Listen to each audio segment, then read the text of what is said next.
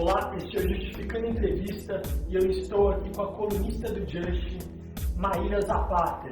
Ela que é pesquisadora, é professora e está aqui com a gente desde o começo do Justificando. Muito bacana, é um prazer estar com ela e hoje nós vamos falar sobre vários temas pertinentes ao constitucional, criminal e vamos embora.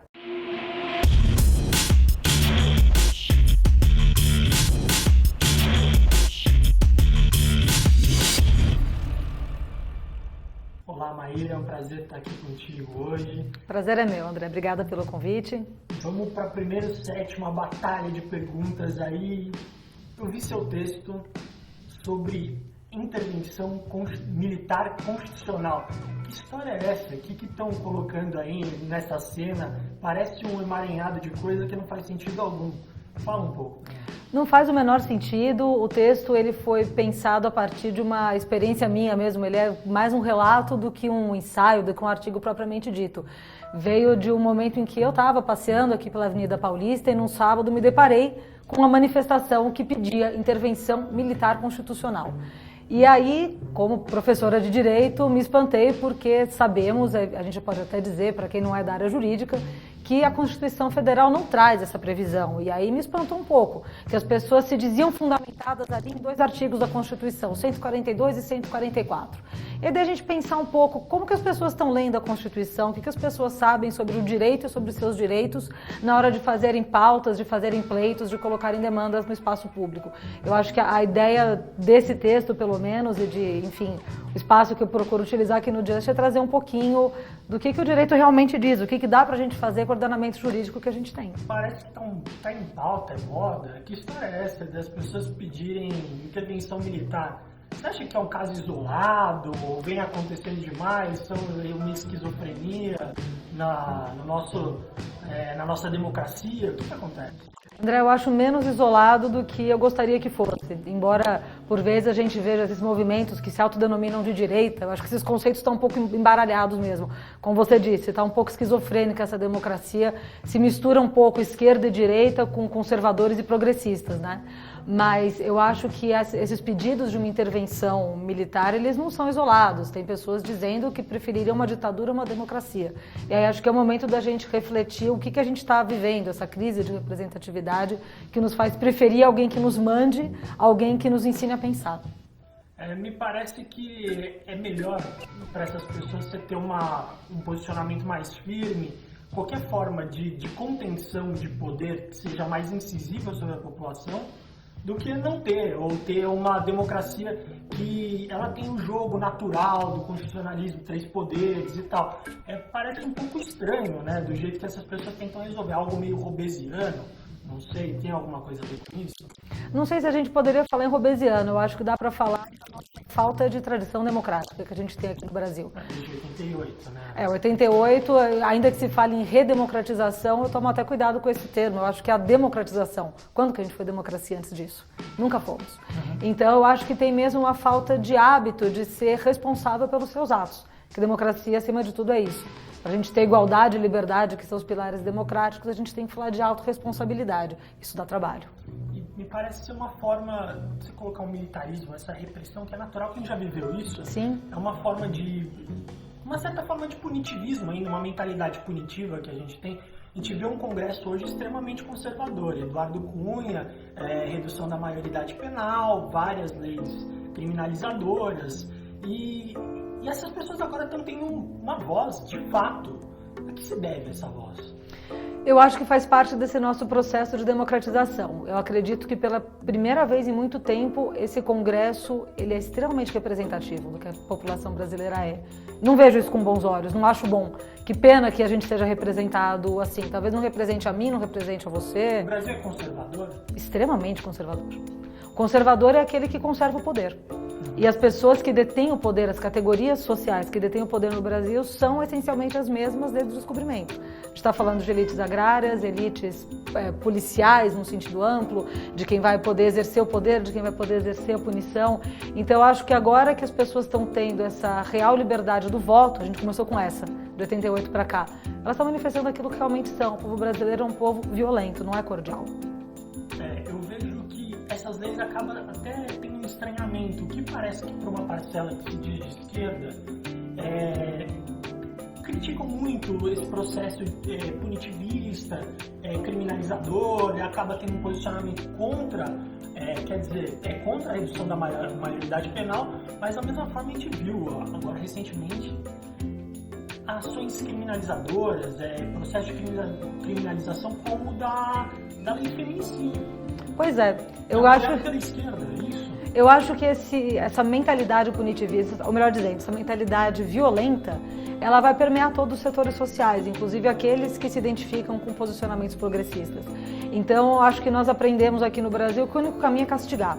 E o castigo tem que ser violento, tem que ser severo. Então, a gente vai ver setores conservadores direcionando essa violência estatal, né? Que se a gente fala de punição, a gente está falando de violência estatal. Direcionando essa violência estatal para o traficante, para o periférico, para o pobre, para aquele que representa o consumidor falho, aquele que não se enquadra dentro de uma categoria de um cidadão de bem. E, de repente, a gente vê pessoas que se identificam com um posicionamento mais progressista, mas também enxergando nesse castigo, nessa punição, uma solução. Então a gente vê agressor de mulheres, a solução para esse problema, que é a violência de gênero, é punir os agressores. A homofobia é um problema, a solução é punir o homofóbico. Existe racismo, tem que punir o racista. E aí, na verdade, a gente acaba só vendo dois lados da mesma moeda com uma solução única.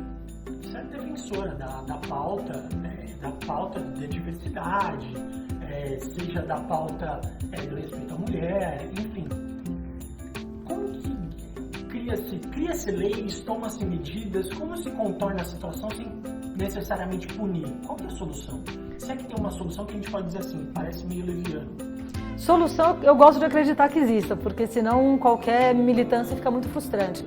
O que eu acho é que precisa começar a haver uma distinção entre punição e responsabilização. Existe uma ideia de que se você não punir, a pessoa não se sente responsável por aquilo que ela fez. Então, quando a gente fala em pautas de diversidade, respeito aos diferentes gêneros, às diferentes performances de gênero, às diferentes manifestações étnicas, se tem uma sensação de que se não punir, se a gente não usar o direito penal, eu não estou reconhecendo o dano. E me parece que isso não é verdadeiro. Eu acho que reconhecimentos por parte do Estado, por parte da sociedade, que aquela discriminação existe, dar voz àquelas pessoas pode ter um efeito social muito mais poderoso do que uma punição. Agora vamos lá. Redução da maioridade penal. Tema completamente em pauta, Eduardo Cunha aí fazendo seus malabarismos, enfim, estamos naquele ponto em que teve uma votação, a votação foi negativa contra, no dia seguinte votou-se a favor a redução da maioridade penal. É constitucional isso? Que pé que a gente está? Situa a gente, por favor. Bom, não é constitucional nada na história da redução da idade penal, né? Do começo ao fim. Não é constitucional a própria proposta da medida, me parece um argumento elementar, bobo até se dizer que se não está no artigo 5º, portanto na cláusula pétrea, portanto pode mexer. Gente, a redução da idade penal é um reflexo do princípio da isonomia, então uma interpretação até meio básica do texto constitucional, mas a Comissão de Constituição e Justiça achou que não tinha problema. E a questão da votação e revotação no mesmo turno, ali por uma manobra do regimento interno da Câmara, me parece, de qualquer forma, uma violação flagrante ao parágrafo 5º do artigo 60 do processo legislativo. E nesse processo, os parlamentares que votam a favor da redução, me lembra um pouquinho aquelas propagandas do passado, ou você está comigo ou não está comigo, ou você é a favor do Brasil, ame ou odeie, e fala assim, a maioria é a favor. Se é a maioria a favor, isso já é o suficiente para fazer a aprovação da PEC. Como que funciona esse processo de maioria? Isso tem a ver? É democrático? A maioria não é sinônimo de democracia, né? A maioria é um método utilizado para a gente conseguir eleger um representante numa democracia representativa. E aí existe essa confusão entre os termos. Agora, o que me parece é que tem muito a ver com aquela questão que a gente estava falando há pouco, das pessoas se verem representadas nesse Congresso. Então a gente está vivendo uma crise de representatividade que eu acho que não é só brasileira. A gente observa a democracia no Ocidente, ela está num momento de transformação. E aí quando você vê, desde 2013, os protestos, as pessoas dizendo não quero partidos, não quero congresso, não quero políticos, a gente teve toda uma diversificação de pautas que ficaram meio frouxas, então me parece muito conveniente que um deputado como Eduardo Cunha retome um tema de um extremo apelo popular. O tema da redução da idade penal está na pauta dos jornais agora, mas se nós o reportarmos há 10 anos atrás, Era um tema da conversa do bar, era uma conversa do banco do taxista, não estava nas pautas. Era quase surreal, era como se falar, vamos voltar à escravidão e reduzir a idade penal. Você fala, nossa, não pode. Aí de repente alguém fala, não, pode sim, a gente vai dar um jeito de tornar constitucional. E me parece que é algo muito mais para que as pessoas se vejam ali representadas do que realmente por questões de política criminal. Eu acho um pouco ingênuo a gente acreditar que realmente se está brigando por segurança pública, por punição. Eu acho que a discussão tem meandros políticos mais perversos e com efeitos terríveis em termos de política criminal, mas na verdade a primeira intenção dos políticos que estão pensando nisso não é essa. E lembra um pouco assim, a crise de representatividade, quem controla a massa não representativa, está faltando. Hitler trabalhou muito tempo com o fascismo, que não tinha uma massa representativa, e se montou uma liderança em cima desse povo. Dá para pensar que hoje em dia a gente pode entrar num processo de piorar a nossa democracia, ou a nossa democracia está sólida, está construindo de forma sustentável? O que você acha? Eu acho que a nossa democracia ainda está muito frágil, a nossa Constituição, que é a 7ª, quando a gente para pensar que a gente tem 500 anos de história, 7 constituições, Constituição é o documento de como o país se constitui politicamente, ou seja, a gente mudou radicalmente 7 vezes, já é instável. Essa Constituição, que é a primeira democrática, para falar de homens e mulheres, que a gente falou há pouco, é a primeira que diz que homens e mulheres são iguais perante a lei, para a gente ver que recente que é isso. Então a gente está com uma Constituição que, como eu costumo brincar com meus alunos, mal secou a tinta, a gente ainda está tentando brincar um pouco com esses meandros da democracia e a gente já está vendo ela ser solapada de vários lugares. Eu vejo com muito maus olhos essa representação tão conservadora e tão pouco afeita ao jogo democrático. Para quem segue em pautas progressistas, como é ficar agora, sair da linha de frente para ficar na defesa? A gente está jogando, parece que é na defesa da redução da maioridade penal, não é mais aquele negócio, vamos seguir em frente e agora é jogando em contenção. É interessante você colocar de jogar em contenção, porque acho que a sensação é muito essa. E é muito estranho que esses temas, que na verdade dizem respeito a direitos de todos, sejam vistos como temas contra-majoritários, como sendo temas em que você tem que defender o óbvio. Isso é uma frase que se tem dito muito, né? Que tempos são esses em que é preciso defender o óbvio. Então, se tem que defender que quando você está dizendo que uma pessoa tem direito ao julgamento justo no processo, que você não está defendendo o direito dela de praticar o crime, que quando você fala de direitos da população carcerária, você não está dizendo que a vítima de um assalto tenha que ser assaltada. É como você disse há pouco, está muito forte uma ideia de se você não está comigo, você está contra mim. E a vida não é feita de binarismos, né? Sim, sem dúvida nenhuma. Foi um prazer conversar com você, Maíra, estar aqui no estúdio. Foi ótimo, André. Eu que agradeço. Bom demais participar aqui. Muito obrigado. Acompanhe o Justificando Entrevista. Na próxima semana temos uma nova entrevista. Siga-nos nas nossas redes sociais, seja Facebook, Twitter e Instagram. E até uma próxima.